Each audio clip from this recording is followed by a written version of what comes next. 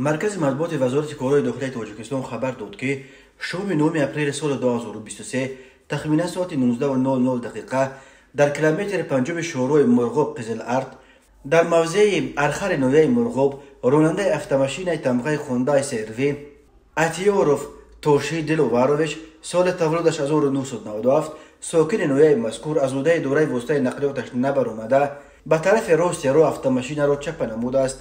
در نتیجه خود راننده اتیوروف در جای حادثه به هلاکت رسیده. مسافر автомашین مذکور میرزابکوف علیشیر سال تولدش 2009 ساکن امین نویه جراحت جسمانی برداشته در بیمارخانه بستری گشته است. از روی حادثه مذکور تحقیقات ادامه دارد. نویه مرغوب در شرق ولایت مختار کوهستان بدخشان در مرز تاجیکستان با خطای جایگیر شده است. راههای تاجیکستان از لحاظ صدمه و پرخطر به شمار می روند. سال 2022 بر اثر 1096 صدمه در راههای جمهوری 416 نفر به هلاکت رسیده، 1197 تن دیگر مجروح شدند.